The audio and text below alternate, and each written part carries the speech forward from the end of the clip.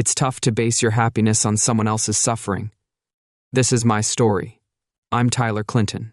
I don't have any relation to the former president. I never would have guessed why my wife wanted to stay married but decided to break her vows. I was sitting on my back porch on a chilly May evening. I was waiting for my soon-to-be ex-wife to come back. My wife came home after getting divorced at work. I don't know how she'll react.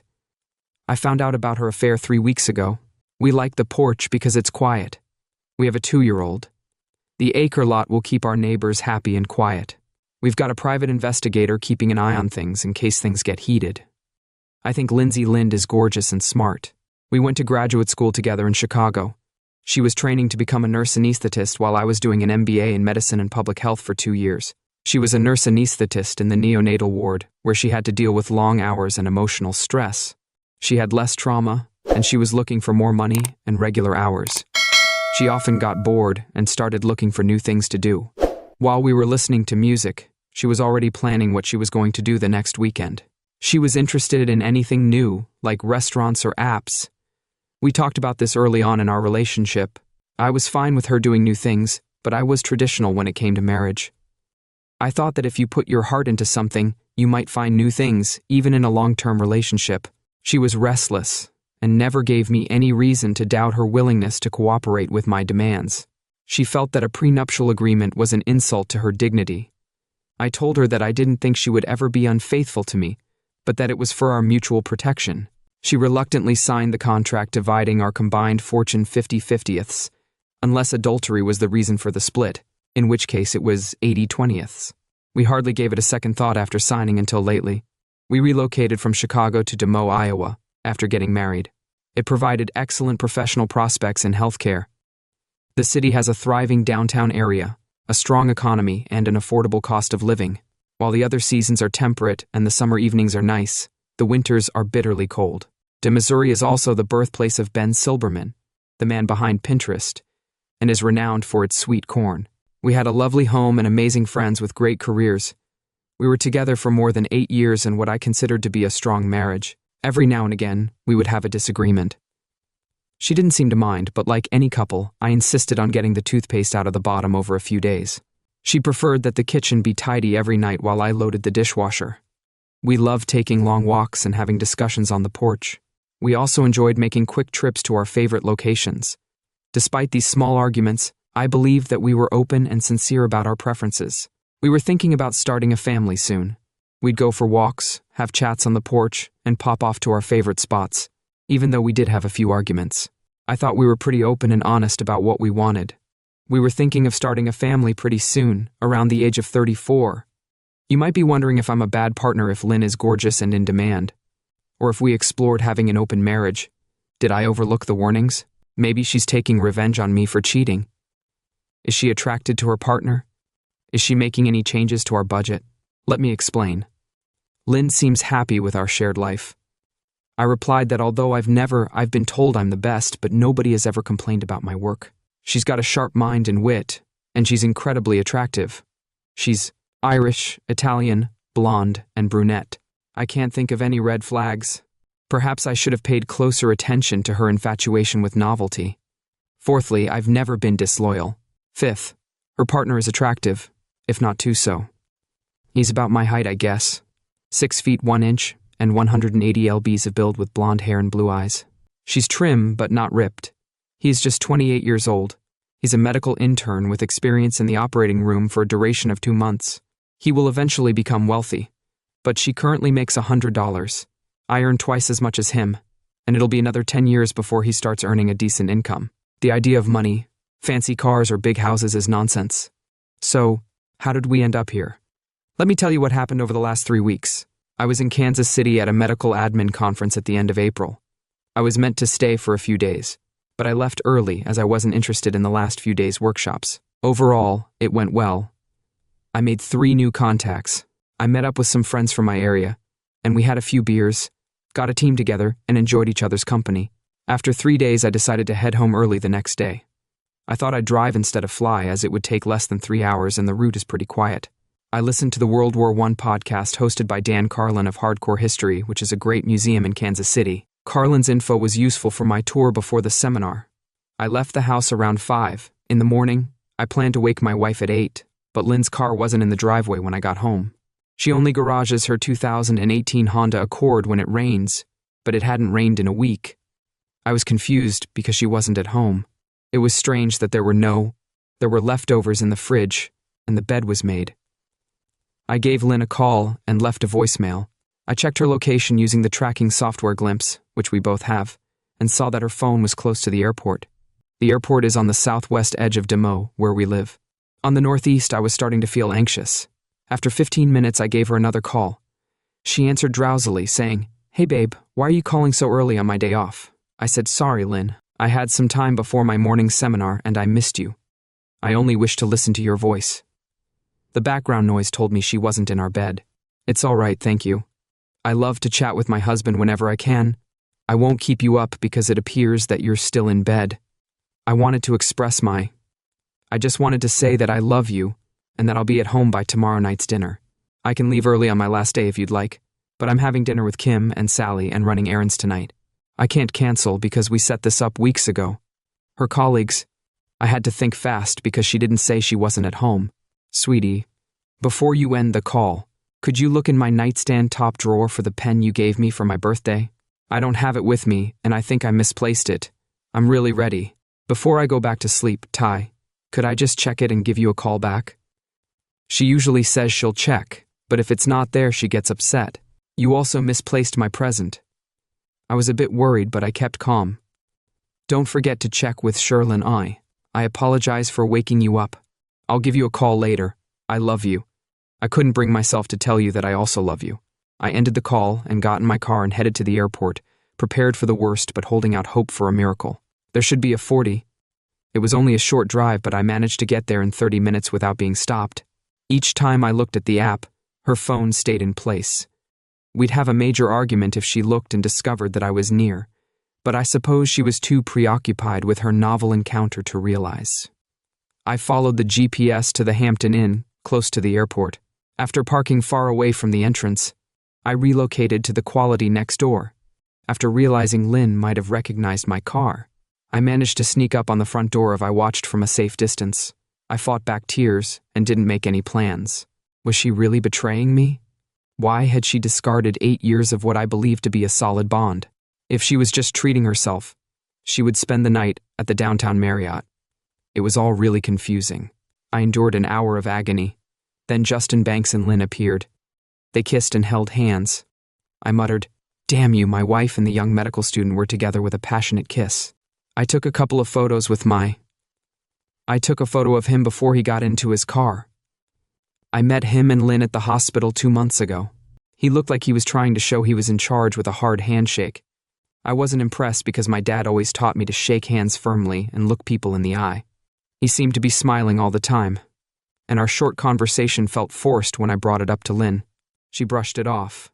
"You spend a lot of time with doctors, and they can be narcissistic, as you know. Justin is no longer like that, as I saw my marriage fall apart. I found I had a tough time managing my feelings. I wasn't sure how to proceed. Should I attend court or engage a private detective?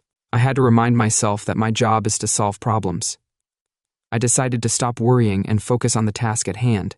They had no overnight baggage, and it seemed like they were heading back. They stopped at a diner 2 miles away, according to the Glimpse app. I had a few minutes to act, so I strolled towards the Hampton and made my way into the lobby. As I walked up to the front desk, I saw a middle-aged man. An older woman smiled and said, "Good morning. How can I help you?" Her name badge said Beth, and I saw she had a wedding ring on. "Good morning, Beth. I need your help." "Hello, Tyler. Nice to meet you. I'll do what I can. Do you already have a booking?" "No, Beth. I just wanted to ask if you saw the couple that left about 15 minutes ago. A younger blonde man and a brunette woman." Her face took on a serious expression. "I did notice them." "What's the issue?" "The young man works with the woman who is my wife. They seem to be unfaithful to me." "Oh, sir," she responded, appearing perplexed. "I don't know how I can help." "Beth, I must check inside their room. I'm not requesting a key. Let me in, and someone from housekeeping will make sure I don't stay too long. I saw your ring, and I know you can relate to what a spouse goes through." Beth pondered for a while. "You appear sincere. It's none of my concern, but the couple did seem a little strange. Do you know the name of the woman who used her credit card?" "She signed up as Lindsay Clinton. She probably used a gold American Express card. Beth called out to a porter named Thomas and verified the AMX number. Thomas, I'm going to step back for 5 minutes. You have the authority to do this. Thomas appeared as though he had recently taken over as White House administrator. Indeed, ma'am. We took the elevator to the 3rd floor, and Beth gave me a wink. We got off at 319, and Beth unlocked the door by holding the key card up to the reader. There were a variety of items in there, including a belt, khakis, loafers, and men's shirts arranged one on top of the other with a light beige blouse and a dark blue skirt. I recorded myself speaking as I traveled and took photos. I'm in the Marriott de Meaux Airport Room 319 from 5 to 10 a.m. 10 a.m. On April 28, 2022, my wife Lindsay Clinton used her American Express Gold Card, number 552390, 1804520. She checked in with her hospital's medical student Justin Banks last night. Based on the state and odor of the space, they slept through the night. 15 minutes ago, I watched them walk out of the Hampton holding hands and exchanging kisses to prove it. I quickly looked around the bathroom but didn't see anything noteworthy. I picked up a few items for potential DNA testing before leaving. As Beth and I walked into the elevator, I was already crying. Beth put her hand on my shoulder and said, "Mr. Clinton, I'm sorry." As soon as we entered the foyer, I grabbed my wallet. She firmly stated, "Don't even think about it." I gave her a grin and thanked her. I asked her not to mention me if she saw them. "I've never seen you or heard of you putting a spanner in the works of my plan." She said, winking. I needed a fresh approach, even with the prenup. I understood it could be dangerous to jump straight into divorce. Luckily, my expected return date was late Friday, allowing me some time to reflect. I stopped at Rudy's restaurant in Winterset, 30 miles southeast of where I was driving. I noticed there was a quote on the wall from John Wayne's film The Shootist, while I was seated in a booth. It read, "I will not take no for an answer." This gave me a good laugh. "You're right, Pilgrim." The server asked, "So, young man, would you like a snack?" with a roll of her eyes. My mood improved when I had a full breakfast and coffee. I read articles on cheating spouses while I was eating. It's rarely a one-time thing, time event, according to experts. Cheating women typically do it repeatedly. I realized this was probably not the end of it. I started putting together a list. Get reliable legal counsel. Hire a private investigator to gather evidence and have an STD test. I had 36 hours to take action after finishing my $16 breakfast. I left a $50 tip, which would be a good day for at least one person in Des Moines. I texted Lynn before I left. She replied, "I found my pen at the bottom of my satchel." Luckily, I managed to keep my cool and just said I got to the Templeton and Schaefer office on time. From a legal standpoint, the absence of children is beneficial, but if you want to demonstrate that the marriage is dysfunctional, you could require therapy or mediation. You can avoid financial loss if the prenuptial agreement is strong, although that's uncertain. I'll put you in touch with Eli Sharp, my partner in divorce disputes. He's the best. An hour later, I'll have Diane set everything up. Eli Sharp and I met. Despite his small size, about 5 feet 10 inches and 130 lbs, he exuded a resolute presence. He was a record-holding swimmer who was equally relentless in his legal career. He paid close attention, made several inquiries, and offered some preliminary tactics. Do they intend to remain at the Hampton today? I'm not sure, but I can find out. He called Diane, his assistant, and asked her to send Molly to see if Lindsay Clinton has reserved the Hampton in DC room 319 by the morning of tomorrow. He also said he needs the complete report by tomorrow at noon. Molly Baker is the private investigator. Before she came here, she spent 18 years working in Chicago. By tomorrow, we'll know if they're here today. He was worried about how long the STD test would take and asked me to be tested. I told him I could use my connections to speed up the testing and schedule a visit. I called Dr. Stan Rose and also spoke to one of their firm's forensic accountants the following morning. Eli gave me a list of documents, including our prenuptial agreement. You can't confront your wife if she comes home tonight. First, we need to find out what really happened. Infidelity won't help you in court, but it won't help your wife either. Stay calm, stay well, and stay out of trouble. It's not okay to hit Justin with a baseball bat. I understand. After shaking hands, I walked away. It would be a lie to he suggested that I knew how to help others feel what I'm feeling. But I didn't need to go inside, because I still had my clothes from the trip on me after purchasing a day pass at another club. I worked out for nearly 2 hours until I was hardly able to stand. After checking into the Hyatt downtown, I had a long, steamy shower and ordered room service right away, which included a bottle of Maker's Mark. I put my phone aside after finishing my second drink, since I knew I would forget. I didn't want to take a chance on calling my wife when I was drunk until I passed out. I was overcome with tears, rage, frustration, and more tears. I had a horrible hangover when I forced myself to return to the gym. When I woke up at about 7 the following morning, I continued to sip from my Yeti glass. Showering made me feel almost human again. I created a financial report for the accountant for an hour at Starbucks. I was in Rosen's office by 7:30. He took a blood sample from me. I'll take it to the lab and store it privately until I need it for legal purposes. He gave me that assurance. This ain't no rodeo. He said it in his best John Wayne voice. Hell no. It might be Monday, but I might receive the results by tomorrow. Not to worry. Regards, Stan. I met with Lois Montgomery at TSA. She spent 2 hours going through my finances and then gave me the lowdown. The good news is that 80% of your assets are covered by the prenup because of infidelity. The bad news is that the house will probably be divided 50-50ths. Retirement and savings may need to be divided too. I'll have a full report ready for Eli by the end of the day. After thanking her, I went to see Eli Sharp again. He was with Molly Elkington, who had a sharp stare and a forceful handshake, making her look pretty good. I should never get involved in this. She was wearing a weapon on her belt, so I got straight to the point. Mr. Clinton, Justin Banks is your wife's partner. I set up the audiovisual equipment in their room with Beth's help to prove your wife's ID. I also improved the photos from I'm not sure what time it is. They were at the hotel, went out for dinner at 6 and came back at 8, about 10 p.m. They checked out, Banks drove off, and she returned home. She gave me a big folder along with videos on a thumb drive. There are images I suggest you avoid staring at, but if you must, give yourself space and time to process what you've seen. I apologize to Mr. Clinton. I detest infidelity and the harm that comes from it. This isn't what you deserve. She and Sharp talked. We discussed what needs to be done next to create a pattern. Then she left to help Merrill. Sharp poured me a shot of Knob Creek Limited Edition. We continued talking about the blood tests and the financial implications of the divorce. Tyler, what's your ultimate objective when all is said and done? What will be most important to you? I held back. I'm eager to get out of here. I can wait.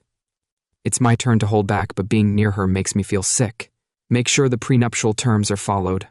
I don't want her to gain financially at my expense. I can divide the house and other small things. I also want to maintain my honor and clarify that it was she who was unfaithful, not me. No conflicts that cannot be resolved since I work in the I won't pursue it further. They're not at fault either. She had an affair with Justin Banks, and I want that to be clear. I also want Banks to suffer.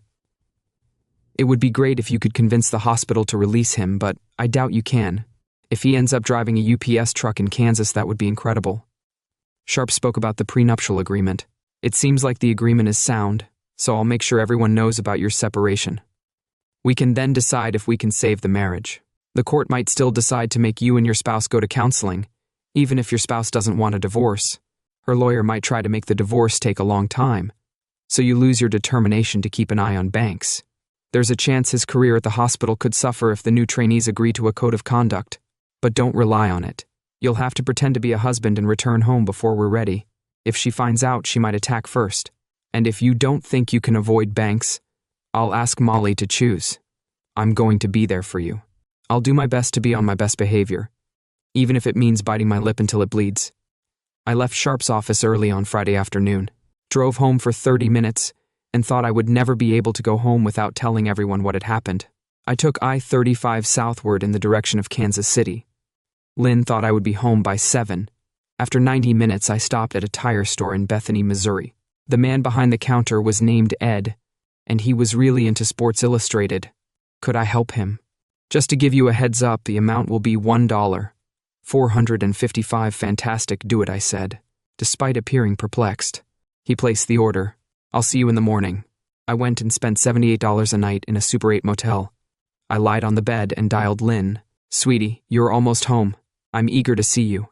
She seemed happy after spending 2 days with Justin. I'm sorry, Lynn. On the roadway, debris caused 2.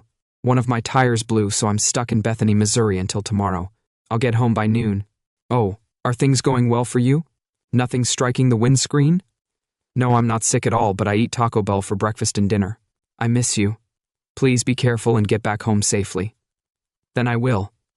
I'm tired and a little uneasy after the blast.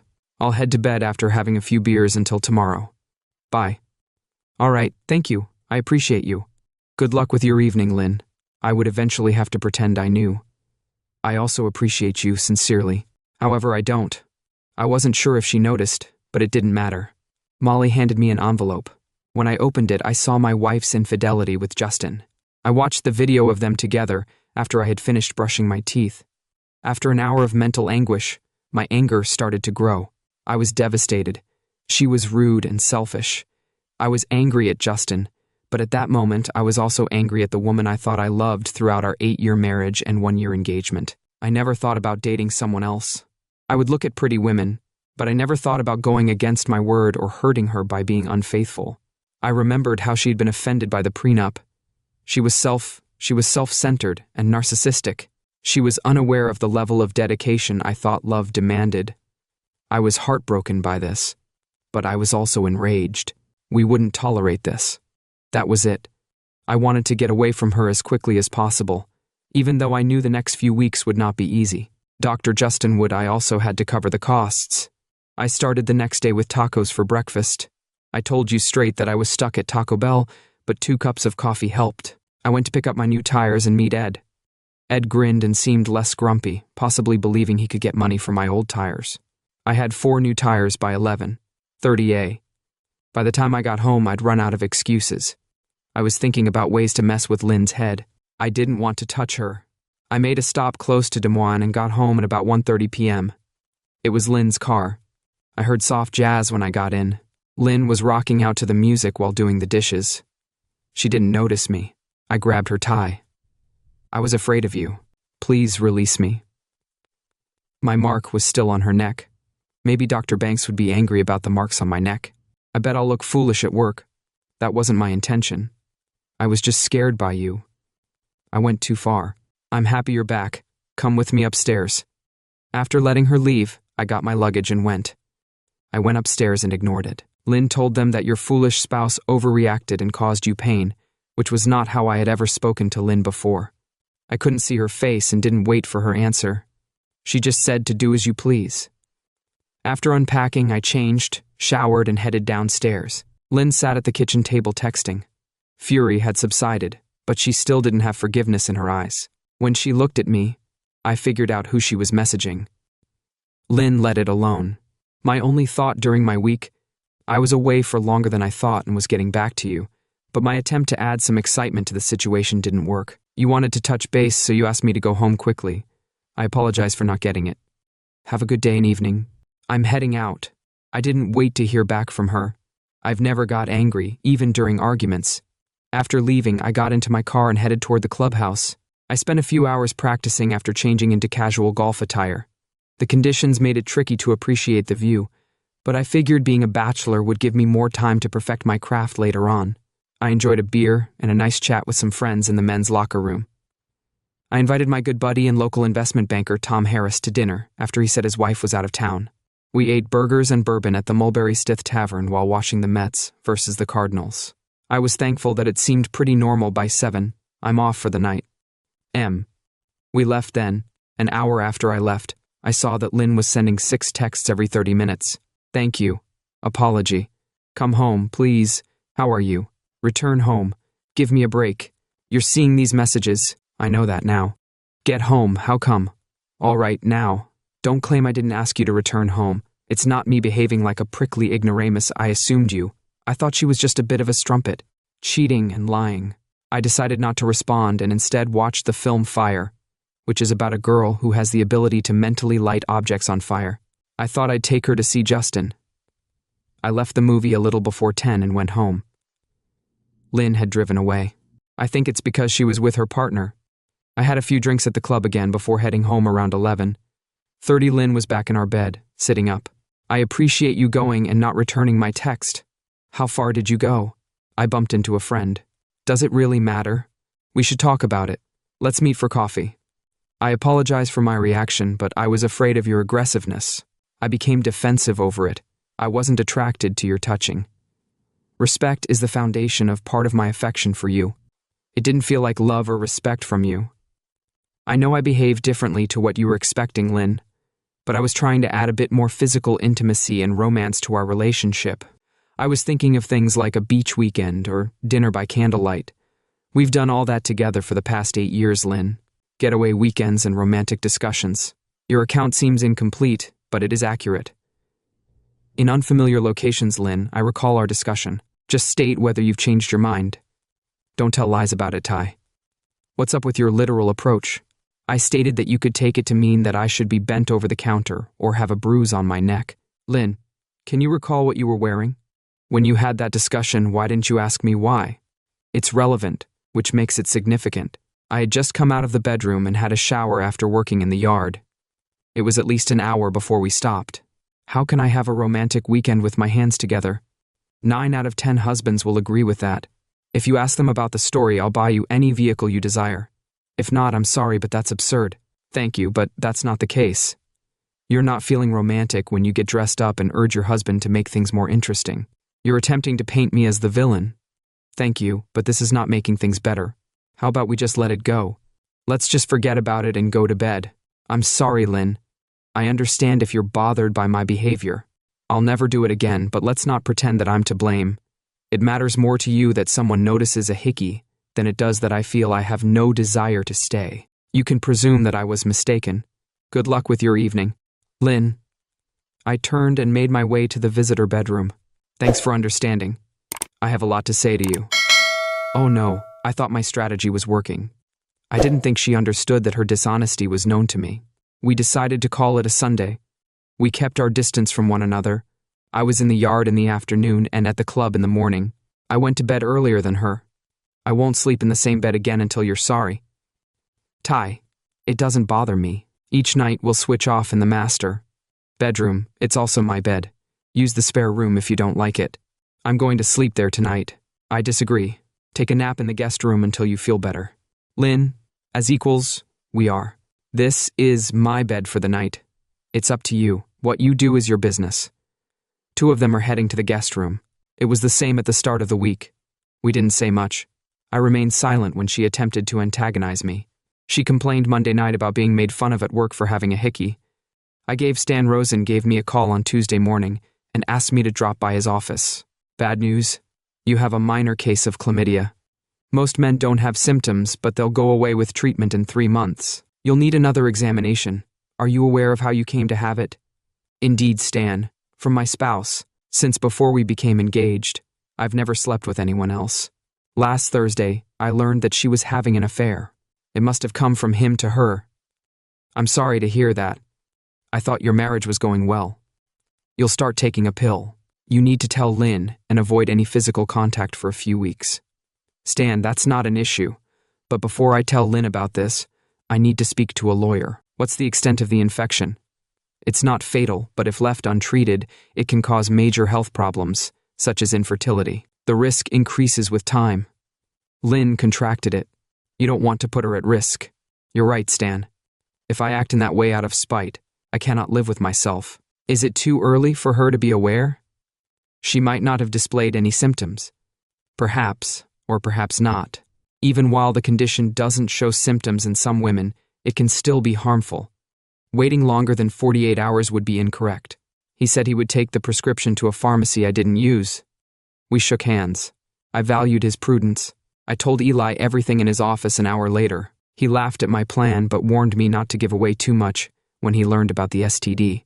He got serious and said that's when things changed. He said that even lawyers need to pay attention to serious health dangers. His joke made me laugh. I'll act within the 24 hours that the doctor gave you. I'll speak with a few colleagues at 8. I'm expecting you at 10 tomorrow morning. Lynn got back from her shift at 10. I didn't ask where she'd been since her shift finished at 6. She came in without saying anything and went upstairs while I was watching TV. She usually came over for wine and popcorn. I felt really sad when I realized it'll never happen again. I couldn't stay with someone who was unfaithful, even though I loved her. I was in the conference room of TC&C firm the following morning. Molly's attorney and her private investigator were there, even though we don't like them. We need to take action now. Everything Al did was because of the STD. What's the plan for telling her? My goal is to keep her unbalanced. What would happen if I sent her OBGYN an anonymous tip on her chlamydia? They would have to tell her, and I could later verify that it was indeed me. She would receive the medical attention even if it seemed sly. She is in need. Would it hold up in court? They all seemed doubtful. They all waited for Sharp to answer. It was not bad, but not great either. Come across as more of a pest than a criminal. Any judge will want to know who was aware of it and what was done to prevent it. I don't think you should either, Mick commented, and Molly agreed with Alicia. She'll eventually realize it was you. Sharp issued a warning. She'll be aware that you know about her infidelity. I said I'll have a day or two to get ready. I appreciate the guidance. I'm adamant that when I get out of here, I'll send Dr. Pamela Connor a message. I need to check that it happened after we spoke. I left 40 minutes later and got a message from an unknown source. It was from Dr. Connor. Mrs. Lindsay Clinton, one of your patients, needs help. I'm grateful. I threw the phone into a pond after smashing it. Nobody saw me breaking the law in Iowa. Molly saw Lynn looking unkempt and walking into Dr. Connor's office. She looked worse after leaving. She went home after getting I got my prescription from the pharmacy on the porch. I watched the Cardinals game. Lynn didn't say anything and went upstairs. She came back clean from her shower and sat next to me, looking really thoughtful. Ty, how about we stop fighting and get things back to normal? Lynn, I'm not sure. Let's just bicker a bit and get over this. That might not be effective for me. Why not just thank you? Her curiosity seems to be sparked by the news of the STD. I've said sorry loads of times for getting your spice it up remarks wrong, but you haven't said sorry. It seems like you're trying to outdo me by winning. I don't think we're both at fault, do you? She answered angrily. I really apologize for it. Are things going well now? That's not good enough, since I've known you for almost a decade. I can tell when you're not being serious, even though your tone is off. Your words are correct, Lynn. Tell me I'm mistaken. Once you've explained your role, we can continue. Her eyes showed her anger and blame. But for a moment I thought she might confess about her affair. I knew then that it was over. Tyler, you're so stubborn. You rejected my apology because it didn't. You need to meet our expectations. It's you who's putting us in a dead end. You're not being truthful, Lynn. If you can find one close friend who believes I'm an unapologetic donkey, I'll take it. She abruptly stopped talking. I knew I would have a difficult time. Over the next 2 weeks, I had to think about my options. I spoke with my supervisor, Connie Silverton, early the next morning. She's a CEO who is stern but fair. I gave her my explanation and asked for help for the next 2 weeks, until I could give Lynn her divorce paperwork. Connie was kind yet professional. I apologize for your circumstances, Tyler. It was awful when my parents got divorced when I was 10 years old, but I know you can manage this and carry on with your excellent work. I enjoy my job and my colleagues. I can't promise I'll be all right. My personal problems might get in the way of my career. I'll try not to let them. Tyler, I have faith in you. Next week in DC, there is a hospital CFO conference. I've turned down your desire to come in the past because of the expense.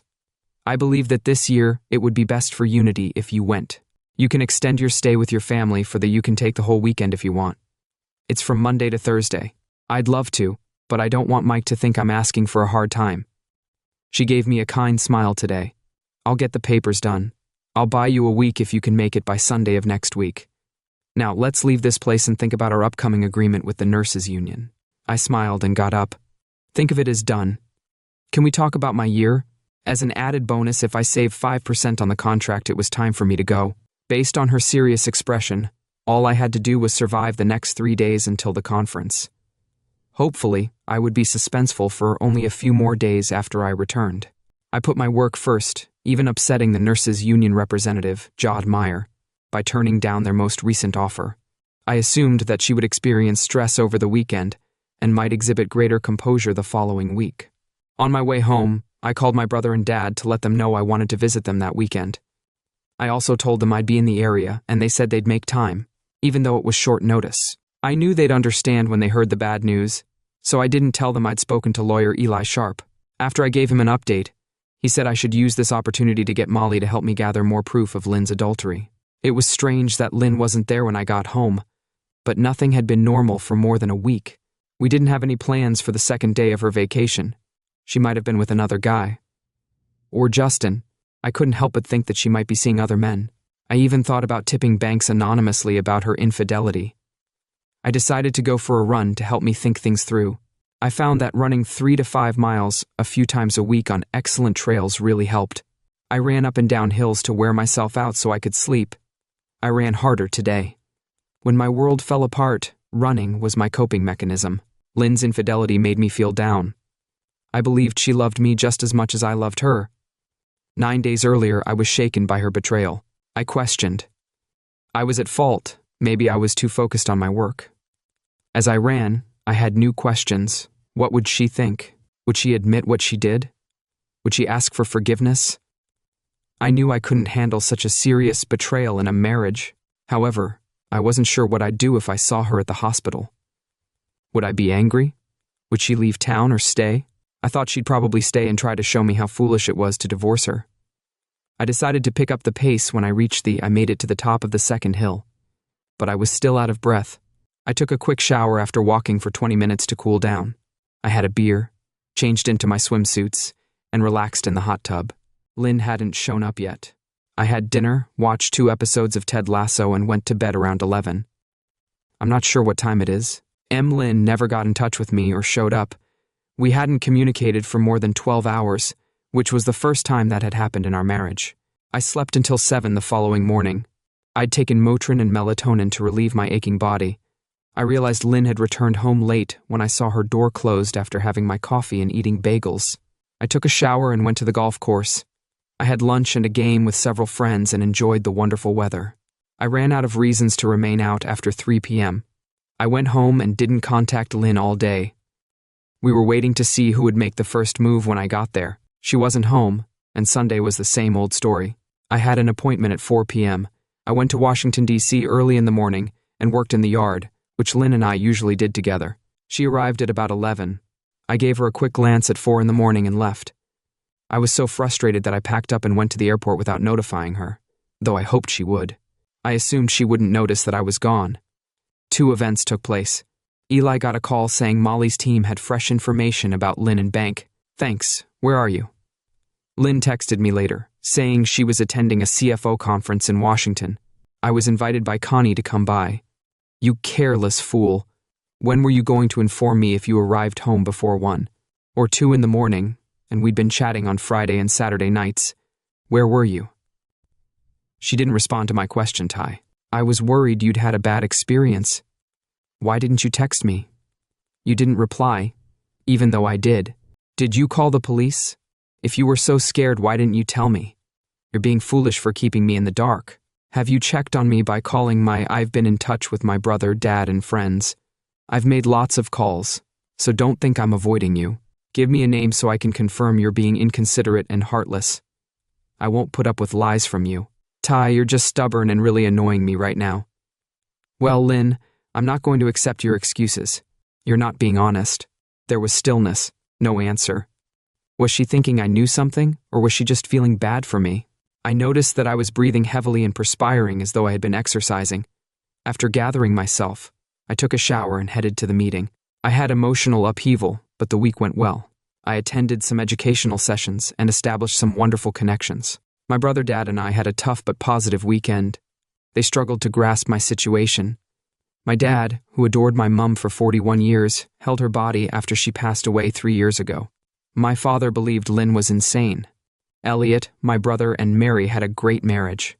Even their occasional disagreements were resolved quickly. We watched the Nationals game. I played golf and had lunch with my nephews, and we had a great day together. On Sunday night, my dad gave me a hug and met my eyes. He said, "Son, I know it hurts, but you'll overcome this. Lynn has revealed her actual self. Just keep going, day by day. Dad, I know it will become easier." He drove back to Springfield, Virginia. After giving, I got a hug from my dad. It was almost midday when I arrived in Des Moines, just to make sure I stopped by the office. Even better, Jod Meyer's most recent offer showed that the nurses trusted Unity to bargain fairly and didn't want a long work stoppage. I looked inside Carney's workspace. She shot me her usual glance. "What do you want?" I grinned. I just wanted to say thank you for last week. I really enjoyed spending time with my family, and the seminar was excellent. I hope you've had a chance to accomplish something worthwhile since you returned. Not much, but by the end of the week we'll have an agreement with the nurses. You don't have to give me thanks, Tyler. Just leave my office and return when you have something to give me. I enjoyed her humor. It seemed more significant now. I stopped at the entrance and said hello to the supervisor. How come I also adore you? Before she could hurl her pen at me, I ducked. The best medicine is sometimes a normal existence with people you respect. Perhaps Dad was correct. I contacted my lawyer, thinking that the ache would go away on the way home. Eli snapped to attention and responded, "Tomorrow morning at 7:00. Please stop by my office. Thank you. I'm ready to proceed over the weekend." Lynn kept seeing her foolish lover. We have pictures of her in their hotel, dressed very provocatively. The house was deserted and dark when I arrived. I felt as though Lynn and I were genuinely done. It had been weeks since we'd seen one another or even spoken. I missed the lively, inquisitive Lynn. I let go of my luggage, went to get a beer, and watched the sun set from the back porch. I was furious, but I started crying. I would stop crying for her in our marriage. One day her betrayal was too much for me to bear. My ego was bruised but unbroken. I was saddened by what I lost tonight. It was 10 p.m. And I were tired after a quick shower. I was asleep almost immediately. I didn't hear her come in because we shared a different bed. I didn't know, and I didn't care if it was 3 a.m. or just after. I went to sleep at about 5:30 a.m. I got up to work out quickly before meeting Silas and the team at 7. The door to Lynn's guest room was closed, and her car was parked in the driveway. We wouldn't be seeing each other very often this week because she'd started a 3-week course. "It's the day shift today. I'm glad to see you, Ty. Please come in and take a seat." Molly and Peggy Simons, who are both Silas's AIDS patients, were there when Eli met me. Molly grinned and said hello, and Peg brought me coffee. Eli said we'd get straight to business this week. "We're going to serve Lynn Tyler. Molly has lots of proof of your wife's adultery, but I don't think it'll help to repeat it. Molly is already yours to the tune of more than $6,000. Thanks, and please let her go." Molly shook my hand, smiled, and gave Eli a slap on the shoulder before walking away. She said, "I hope Tyler gets things settled quickly and painlessly. I wish I never had to hire you again, but if I do, I'll definitely suggest you to everyone who asks." I thanked her, and Eli and I talked about serving Lynn and when to do so. I proposed doing it Thursday at the end of the workday. Eli advised against waiting too long to act. He said that while Ty has remained calm, he's close to breaking point. We agreed to have dinner tomorrow or tonight. One of Molly's colleagues will know the ideal time because he's monitoring the hospital. I said I was ready for the argument. I immediately thought of Clint Eastwood's asterisk, "Make Josie. Wales is an outlaw. Will you whistle Dixie or draw those pistols?" The battle has begun. Eli also found a state statute that lets me sue Justin Banks for defamation, even though it might not go ahead. It could still hurt his professional reputation. We made an agreement for Eli to call me once the issue is resolved. I'll be talking to Lynn on the back porch in case things go wrong. Hand wanted proof of our conversation, so he told Peg to get Molly's team to put security cameras on our back porch and to be ready to call the police if needed. To be fair, I never thought Lynn would cheat on me, so I didn't think she'd go that far. I emailed Jodmeyer about the latest issues with the contract negotiations, and we reached an agreement by 3:00 a.m. I think it was a fair deal, as no one was completely happy with it. The hospital got a 5-year contract instead of 3, which was a bit of a compromise. In the previous year, the nurses received a fair raise over time as well as vacation days. When I put the paperwork for the board of directors on Connie's desk, she even smiled. Eli called as I was walking home, which took 5 minutes. "How are we doing today?" Barrister smiled. "I apologize, Ty. I'm not trying to make things any easier for you. I know it's difficult for you. Molly just told me something she has offered. Mike DeLynn, the chief of surgery at Unity Healthcare, and I are in the staff lounge with the surgeon and another nurse. DeLynn was there because top surgeon Alex Greer was doing surgery. Greer and DeLynn went to Yale together, so they're good friends. Ma was pretty scary, though. She looked like herself when she came into the room, like she was in control. Banks was annoyed by a medical student who seemed to be lost. When she asked him to leave, he told her the place was forbidden. Molly pushed him back into his chair and asked whether he was only in there. He started to urinate. She gave him her best Chicago glare. I didn't get much of a reaction. "I guess you've been served, son." I turned to Lynn. and the room fell silent. Everyone was staring at me. She looked like she was about to melt. I spoke in a more polite but sardonic tone. "Are you my love, Lynn Clinton? The wife of Tyler Clinton?" I whispered. "Indeed you've." Molly was also served, and she struggled to go on, saying it was one of her nicest times in years. Delin went to Banks and he said, "If my suspicions about you are correct, you will never practice medicine if I can avoid it." He added, "Please tell me you're not that stupid." He then turned to face Lynn. She stopped laughing and hung her head as Molly left. Devin said, "Lynn, go home and don't come back until you've spoken to a union rep. Tyler, your wife is on her way home after receiving the summons. Molly's partner is close by and prepared to assist. Be ready. This could be one of the worst experiences of your life. If it gets too much for you, take a deep breath and try to stay calm. Go for a walk or get away from the situation for a bit. You'll get through this. It's just a phase." We kept chatting and I got the feeling Eli wanted to stick around and help me get ready for the... Just before we finished our conversation, I heard Lynn's car in the driveway. I told Sharp I'd give him a call later for an update and thank him. Lynn came into the room looking awful and obviously having sobbed the entire way home. She gave me a sorrowful and angry look. "Lynn, can you tell me how you found out about the 3 horrible weeks? I came home early from a meeting to surprise you, but you weren't here on Friday morning when I arrived. I noticed you were close to the airport, and when I looked at my Glimpse app, it showed. You told me a lie when you called me that morning. You set me up. You're good at lying." I did lie, though I had no intention of setting you up. I was trying to figure out, I guess my world was falling apart. She stayed silent for a while, and now that it was all out, I didn't want to ask her any more questions. I just wanted to face it and move on from her at last. She went on, and I was amazed that you forced me to serve myself in front of my colleagues. I felt ashamed at work. "Lynn, take a number. That was simply inhumane. Your behavior denied us the opportunity to resolve the issue. I'm not turning around. You're insane if you believe you can treat me this way." And still have I was interested when she was at the other end of the couch. She sat down. "But I do love you, Ty. I didn't mean to offend or treat you badly. Justin was merely an affair. We can overcome this and get stronger, even though I know it was wrong." I'm trying not to freak out, Lynn. "However, you destroyed our union. You're an adult. Anyone with a brain can see the photos and videos you took at the Hampton Inn. You can't think I won't be hurt by what you did. It still amazes me that you were watching me and at the perfect moment. Why didn't you simply speak with me? I could have put an immediate stop to it. Lynn, you really went the extra mile. There was no need for me to spy. Our relationship should have been kept a secret, especially the adultery. Why would I ever speak with you? You will never again be believed for anything you say. Your ignorance is tremendous. Look at the reality by gazing into the mirror." I couldn't tell if she understood any of this. She brushed off her betrayal, maybe looking for a way out. Each time she said thank you, it just added to the nonsense. The last thing we want is a divorce at the same hospital where we work and live. What will the public think if we separate? It would be awkward and embarrassing if friends and colleagues found out about this. Please hurry up, sweetie. You know how awful that would be for us both. Ever since I watched you and him leave the Hampton Inn on Friday after you lied to me, Lynn, I've been living with shame and disgrace. The focus will be on you. At last, I'm aware of your betrayal. I'm relieved it's come out in the open. I wouldn't believe you if I asked if having an affair with Banks was your first and only. Thankfully, we don't have children together. I feel uneasy at the idea of having kids with you.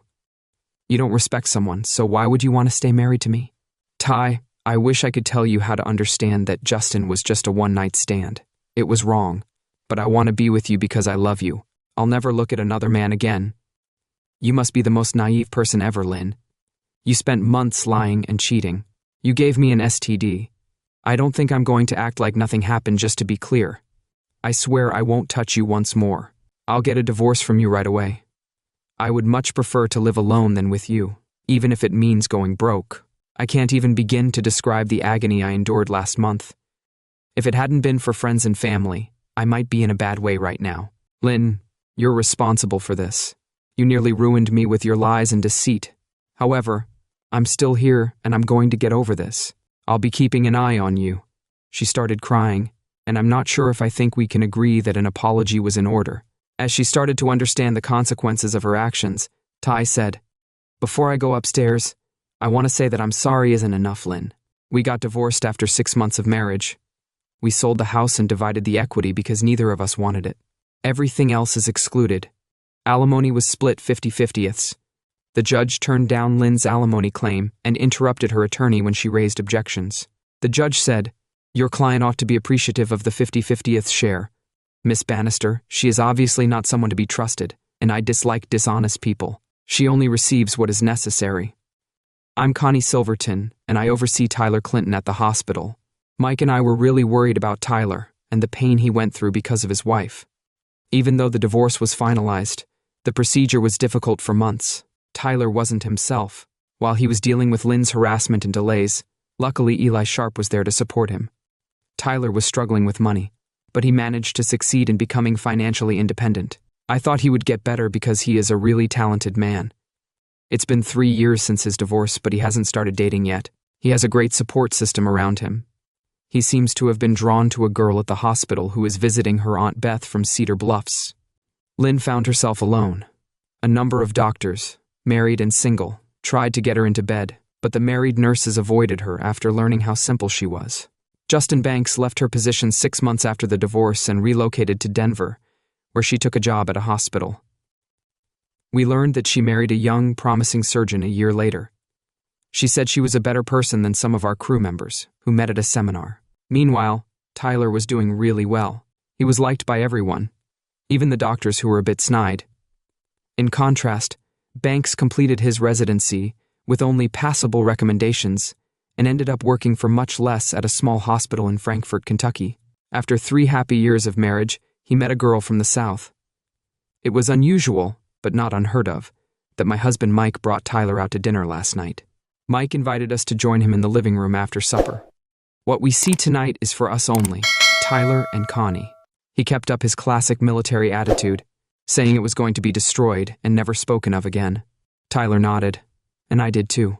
Someone we loved like a brother was harmed by a lady and a man about 4 years ago. We've discussed justice and prayed for it since I left the military. I have a large network and have requested certain favors. Please spend the next 20 minutes watching the screen. 2 startling videos were shown to us.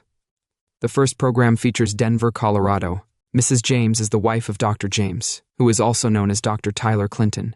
Mrs. Thaddeus was shouting and crying at her husband after finding a video of him having an affair. She said, "I have been true to you. How could you destroy our bond? Leave my house right away." She was so upset that she started to leave after he left. Next, there was an envelope that said, "Betrayal." It made her feel like a cow that has been struck by a truck. In the second video, Justin Banks was seen outside his house in Kentucky, while his wife, who was inconsolable, held up pictures of. Banks was confronted by 3 men, one of whom was wearing a sheriff's outfit.